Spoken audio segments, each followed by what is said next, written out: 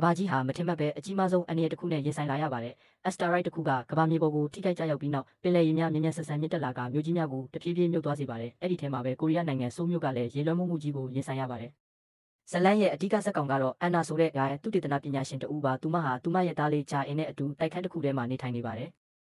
မိုးတဲထန်စွာရွာသွန်းလာပြီးမကြခင်မှာပဲရေတွေတိုက်ခန်းထဲကိုဝင်လာပါတော့တယ်။အသက်အန္တရာယ်ကြီးမားလာတာကြောင့်အန်နာဟာဂျာအင်ကိုချီပြီးတိုက်ခန်းအပေါ်ထပ်တွေကိုပြေးတက်ရပါတယ်။လူတွေဟာအသက်ရှင်ဖို့အတွက်အပြိုင်ဆိုင်ပြေးလွှားနေကြပြီးအချို့ကတော့အန္တရာယ်ကြားထဲမှာပဲအသက်ဆုံးရှုံးသွားကြပါတယ်။ဒီအချိန်မှာပဲလုံခြုံရေးအရာရှိတယောက်ပေါ်လာပြီးအန်နာနဲ့ဂျာအင်ကိုကူညီပေးပါတယ်။အန်နာကိုကယ်ဆယ်ဖို့အစိုးရအဖွဲ့ကဆက်သွယ်လာပြီးသူမရဲ့သုတေသနဟာလူသားအနာဂတ်အတွက်အရေးကြီးတယ်လို့ပြောပါတယ်။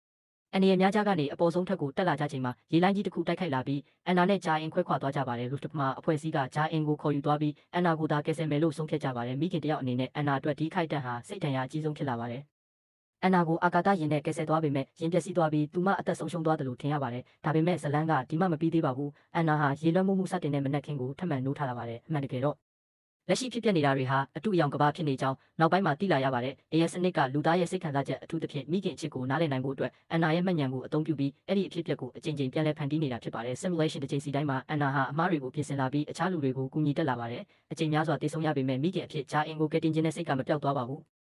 နောက်ဆုံးအချိန်မှာတော့ဂျာအင်ကိုဖွက်ထားတဲ့နေရာကိုမှတ်မိလာပြီးအန်ဒီရဲ့အားလုံးကိုကြော်ဖြတ်ကသားလေးကိုပြန်တွေ့နိုင်ပါတယ်။စက်သိမ်းမှာတော့အန်နာနဲ့ဂျာအင်ဟာအာကာသယာဉ်နဲ့ကဘာမြေကိုပြန်လာကြပါတယ်။ဒါပေမဲ့သူတို့ဟာအမှန်တကယ်လူသားတွေဖြစ်နေသေးလားနဲ့ပေါင်းဆက်ထားတဲ့အရာတွေဖြစ်သွားပြီလားဆိုတာမသိချပဲဇကားကိုအမေကွန်းတစ်ခုနဲ့ပဲအဆုံးသတ်သွားပါတယ်။ဒီဇလန်းဟာရေလွှမ်းမိုးမှုကိုအခြေခံထားတဲ့ဇကားတာမဟုတ်ပဲလူသားဆိုတာဘာလဲစိတ်ခံစားချက်မရှိပဲအဲကလူဖြစ်နိုင်မလားမိခင်တဦးရဲ့မေတ္တာစတဲ့အဓိကအကြောင်းအရာတွေကိုစိတ်ထိခိုက်စရာကောင်းအောင်ဖော်ပြထားတဲ့ဇကားတကားဖြစ်ပါတယ်။